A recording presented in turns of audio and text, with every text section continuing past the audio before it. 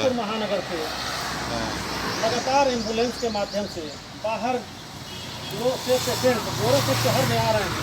अभी पूर्वा में जो घटना घटी उसमें दिल्ली से एक एम्बुलेंस से जो कोरोना का एक्टिव पेशेंट था वह गोरखपुर महानगर में प्रवेश कर गया और वहाँ पे एक संख्या गोरखपुर जिले में बढ़ गई। आज मैं दिखाना चाहता हूँ कि यह गाड़ी जो एम्बुलेंस खड़ी है इसको संदिग्ध अवस्था में गोरखपुर के कैंट थाने के बेतिहाता पुलिस चौकी ने पकड़ा है।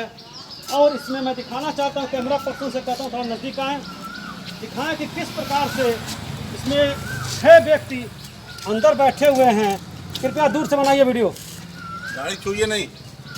इसमें 6 व्यक्ति बैठे हैं और ड्राइवर का कहना है कि इनको मैं टीवी हॉस्पिटल जो एयरफोर्स के पास स्थित है वहाँ से लेकर के आ रहा हूँ। और ये गाड़ी पूर्ण से संदिग्ध अवस्था में पकड़ी गई है। नंबर प्लेट दिखाने की कोशिश कर रहा हूँ। और जो हमारे ड्राइवर से बात हुई है उसके बातों में कहीं न कहीं 2 अर्थी समझ में आ रहा है, कहीं बात कुछ और निकल रही है। इधर आओ, दूर से बात करो, अपना नाम बताओ। मोनू चौहान। क्या नाम तुम्हारा? मोनू चौहान। कहाँ के रहने वाले हो? रुस्तमपुर। कहाँ से लेकर आ रहे हो सवारियों को? ये एयरफोर्स हॉस्पिटल जो है अंदर टीवी वाले।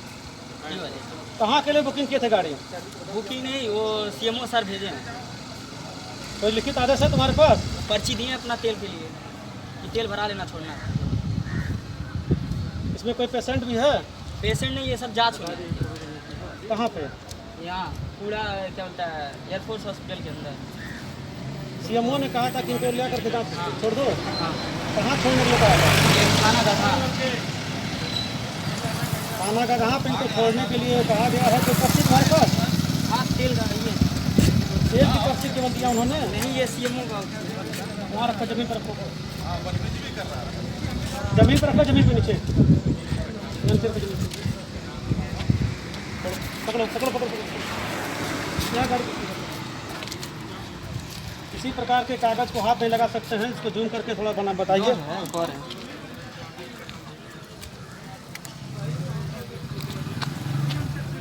इस पर्ची पे सीएमओ गोरखपुर के ऑफिस की सील लगी हुई है और इस पर सिग्नेचर है। यूपी 53 DT 5717 गाड़ी नंबर है। शेष बातें मैं भी अब थानाध्यक्ष महोदय से जानने की कोशिश करता हूँ। हाँ, आप देख पा रहे हैं कि किस प्रकार से आराम से नहीं, लगभग 6-6 इंच की दूरी पे सभी लोग बैठाए गए हैं। ड्राइवर हमारे सामने ग्लव्स पहनने की कोशिश किया है, जब मैं इसको दिखाने की कैमरा कोशिश किया हूँ, और बिना किसी सोशल डिस्टेंसिंग का अनुपालन नहीं करते हुए इस जो कोरोना रूपी महामारी है उसमें भी अपनी मनमानियों पे उतारू हैं और हर जगह प्रत्येक जनता सोशल डिस्टेंसिंग का अनुपालन कर रही है। लेकिन इस जो ओमनी वैन है इसमें कहीं भी किसी भी प्रकार से यह सोशल डिस्टेंसिंग नहीं दिखाई दे रही है। ऐसे सोशल डिस्टेंसिंग का अनुपालन करने के लिए सरकार लगातार लोगों से कह रही है, लेकिन यह एक यक्ष प्रश्न खड़ा है कि सीएमओ ने अगर इस तेल की पर्ची को दिया है, उस पर सील लगी हुई है, तो मैं यह प्रश्न करना चाहता हूं, एक छोटी सी ओमनी वैन में 7 लोगों को किस प्रकार से जानवरों की तरह से ठूस के बैठाया गया है। यह एक बहुत बड़ा मजाक का प्रश्न है। जिस सिपाही अखिलेश यादव हैं, इन्होंने इस गाड़ी को हाथ दिया, क्योंकि एम्बुलेंस भी अब चेक करने का अधिकार पुलिस विभाग को दिया गया है। जो सहजनवा में घटना घटी उसके बाद एम्बुलेंस को भी रोकने का अधिकार इनको दिया गया है कि आप गाड़ी चेक करिए। अचानक इनकी नज़र पड़ी, देखे कि अधिक लोग बैठे थे और ये गाड़ी आज कैंट थाने के पास खड़ी है। कैंट थाना हमारे बगल में है। शेष आगे की क्या कार्रवाई होती है इसके विषय में अभी तैयारियां चल रही हैं। मामला संदिग्ध है, चूँकि सोशल डिस्टेंसिंग का पूर्ण रूप से जो अनुपालन है वह ध्वस्त होता हुआ दिखाई दे रहा है। और माननीय सीएम महोदय की सिटी होने के नाते मैं गोरखपुर सीएमओ से यह प्रश्न पूछना चाहता हूं कि आप किस प्रकार से आदेश किए कि 7 लोगों को एक ओमनी वैन में इस तरह से जगह भेजने का जो निर्णय लिया वह बहुत ही चिंतनीय है। और गोरखपुर में जो कोरोना रूपी बीमारी है उसको फैलाने में आप सहयोग कर रहे हैं। आपसे मेरी वार्तालाप हुई जिस संदर्भ में, तो उन्होंने बताया कि कोविड-19 की जो टीम है वह अभी कैंट थाने पर आएगी और इन लोगों की जांच करेगी। और सबसे बड़ा यह प्रश्न है कि जो एक एम्बुलेंस का चालक है, इसके पास लाइट जो व्हीकल चलाने का लाइसेंस है वो भी इसके पास उपस्थित इस समय नहीं है। तो यह किस प्रकार से इस गाड़ी का संचालन कर रहा है, पहला प्रश्न। और दूसरा प्रश्न यह है कि माननीय सीएम महोदय के सिटी में जो सीएमओ ऑफिस है वहाँ तमाम प्रकार के एम्बुलेंस अभी भी खड़े हैं, जिससे कि इनको गगहा भेजा जा सकता था।